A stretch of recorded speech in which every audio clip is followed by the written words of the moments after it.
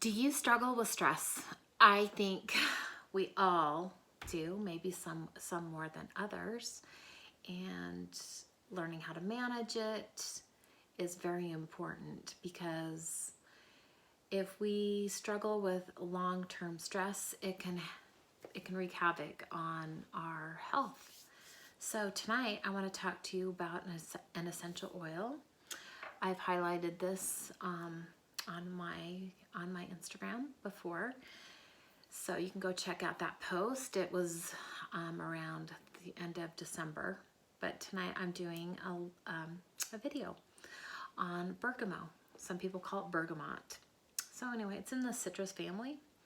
And one thing to note before I talk any more about this oil is highly photosensitive, which means any citrus oil, when we apply it to our skin and it's exposed to any type of sunlight, your skin's going to burn faster. So when using bergamot, make sure you're careful to apply it somewhere where it's not going to be exposed to the sun, especially if you're outside for a long time. I had an experience of applying this to the back of my neck when I was in Hawaii, and I wasn't thinking about it. I was fairly new to oils, had my hair up in a ponytail, and I had applied some to the back of my neck, and I had a pretty good burn. But there's also really good oils to help with burns, just in case you forget.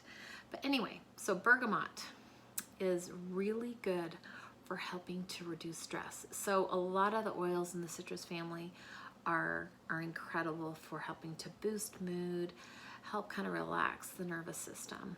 In addition to that, bergamot is really good for coughs. It's also good for thrush. It's good for women that might struggle with urinary tract infections. So the way that we use oils, there's 3 ways to use them, but in this instance, for example, for UTIs, the way we would use it would be to use some fractionated coconut oil, or you can use jojoba or coconut oil, and just apply a little bit of that oil to your hand, and then a couple of drops of bergamot, and then apply it right over your abdomen, and then use a hot compress. That will be really effective in kind of driving those oils deeper and helping to do that. The beautiful thing about essential oils is a little goes a long way, and you don't have to you can use them often, I guess is what I'm trying to say, because sometimes with over-the-counter medications or prescription medications, it will give you like a prescribed every 4 to 6 hours or every 8 hours, where you can just apply this until you start feeling the relief. So, and sometimes only one application can do the job too. So I like to put bergamot and lemongrass together for UTIs. Super, super amazing. So in addition to that, I'm just gonna refer to this book, my Modern Essentials Handbook. And here you just look it up by the oil. And so bergamot is also really good for acne, for anxious feelings. It's also really good for insect bites, really good for nervous tension, like I mentioned before, UTIs. It's also good for just maybe if you are just struggling with energy, then it can be a boost in energy. You can add a drop to your hands, rub them together, breathe it in. That's super amazing. There's a lot of other good information. I mean, this whole page tells you like the history, how it was used, and it's also really good for reducing fevers as well. So there's a lot of benefits to it. And the 3 ways that we use oils is internally, topically, and aromatically. So that would be in a diffuser or just breathing it in, like I said. So bergamot emotionally is the oil of self-acceptance, and so it just helps people maybe that struggle with self-image, self-esteem issues. And it's really good, a really good oil to help cleanse stagnant feelings and limiting beliefs. So I'm a life coach. And so I specifically coach women, and I help women to develop a better relationship with themselves. And also I help women get really clear on their life purpose, and by doing all of that, that's going to help clean up the other relationships in your lives. It's going to give you more clarity and vision for where you're going. So bergamot helps if you're feeling emotions of like, despair, low self-esteem, self-judgment, if you feel unlovable, or if you're struggling with feelings of hopelessness.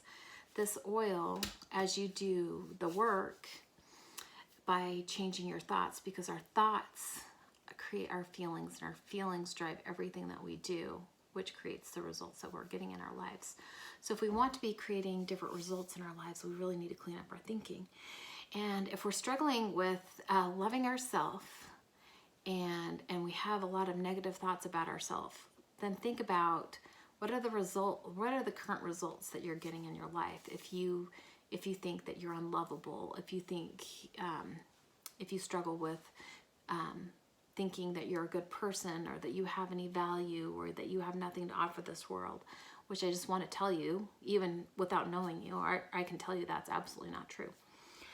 But I've been reading this book. I've read this a couple of times, but I'm rereading it, and it's called Women, Food, and God by Janine Roth, and it is an incredible book. Wow. And it really applies to so many different things, but this is specifically about women and their bodies. And I remember reading this several years ago, and it just really stood out to me. So I want to share this with you. So she says, when the shape of your body no longer matches the shape of your beliefs. So your beliefs are the thoughts that you have, right? So if you're having thoughts about like, my body's ugly, it's lumpy, it has a lot of cellulite, it's unattractive, it's too big, whatever the thoughts that you have. So what she's saying is that when the shape of your body no longer matches the shape of your beliefs, the weight disappears. And yes, it really is that simple. There is something better than turning to food. And so in my coaching, we talk about buffering, because a lot of times when we're experiencing stresses, so we're talking about bergamot because bergamot is so good for when you are experiencing stresses. So it's important when we're experiencing stresses to not try to numb out with food or other substances, or even doing other activities so that we can avoid feeling the emotion. It's really important that we allow ourselves to feel and process through that emotion. And then that's when it's really powerful to incorporate the oils. And this way we would apply a drop to our hands and breathe it in. And then we would try to find a positive thought, maybe something that's a thought that's opposite to what you're thinking. So say, for example, if you're saying, it's hard to lose weight, I'll never be able to lose weight, or I hate my body. Maybe you can say things like, my body craves healthy foods. I nourish my body and my mind with healthy foods and healthy thoughts. I love my body, and I'm grateful for my body and for all the things that it can do. It completely shifts things when we can go into a healthier state of mind. And when we go into a healthier state of mind, that's going to naturally change us physically. So truth, not force, does the work of ending compulsive eating. So I struggled with an eating disorder as a teenager.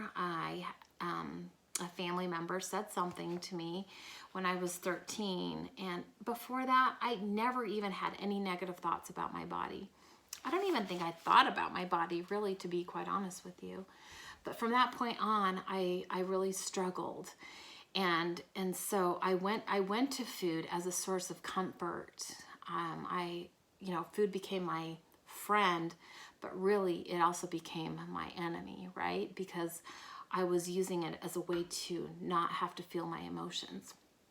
So this has been a lifelong thing. I worked through I was able to get the help and work through that eating disorder a long time ago, but I've still struggled with body image issues and trying to work through all of those negative thoughts that I've had about myself and getting to a healthier place. So I love what she says here. There's so much goodness here that I seriously recommend that you get this book.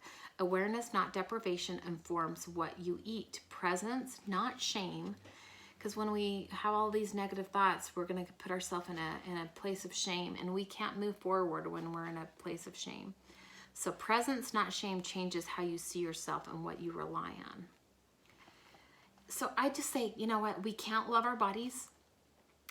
We can't hate our bodies to a thin state. We've got to love our bodies where they're at right now. And we've got to love ourselves where we are at right at this present moment. And it's when we can do that, then we can start doing the work and start to see progress in our lives. I have a post that's called Love What You See. Love who you see, not what you see.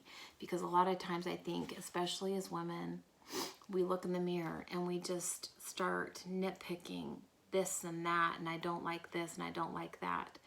But we need to know that we are not our bodies, and that the number on the scale does not define our worth. And I was just reading this today on another page. She says, it's never been true, not anywhere at any time, that the value of a soul, of a human spirit, is dependent on a number on a scale. We are unrepeatable beings of light and space and water who needs these physical vehicles to get around. When we start defining ourselves by that which can be measured or weighed, something deep within us rebels. So quit defining your value by the number on the scale or the size of clothing that you wear, and recognize, as my testimony is, that we are each children of God, and we came here with our worth, and nothing, not our size, not our weight or height or whatever, or the amount of money we have, but here specifically I'm talking about our bodies. None of that defines our value as human beings. So anyway, lots of great stuff. I would love to offer you a free coaching session, actually a free consultation. So I do a free 30-minute consultation where we can talk about the goals that you have in terms of your relationship with yourself, your relationship with others, finding your life purpose. I love coaching women that are searching for their purpose in the throes of motherhood, or for those that are becoming empty nesters and are floundering, because it's easy to lose your identity when you're raising children, and especially stay-at-home moms struggle with that and wondering, well, who am I, and what am I supposed to be doing with the rest of my life? And so I coach women on that. I also coach women who struggle with self-confidence issues, and just teaching them how by working on your thoughts, the thoughts that you have, because when we have thoughts for so long, it becomes hardwired in our brain, and it's kind of like, it just becomes like this super highway, and it's almost like just driving on autopilot. We don't even think about it, and we don't realize that our thoughts are creating the results that we're getting. So I would love to offer you a free consultation. You can sign up for a consultation. The link is in my bio, or you can just simply comment on this post, and I would love to work with you, or at least just have a conversation with you over the phone and see if I would be a good fit for you. So anyway, thank you for joining me tonight. If you have any questions or comments, please comment below, and I will talk to you soon, and I hope you have a great evening. I also want to let you know that if you are interested in getting some essential oils in your home, then contact me. I've been using essential oils for almost 11 years, and they've changed my life in more ways than I can count. So anyway, have a great night, and we will talk to you soon. Take care. Bye-bye.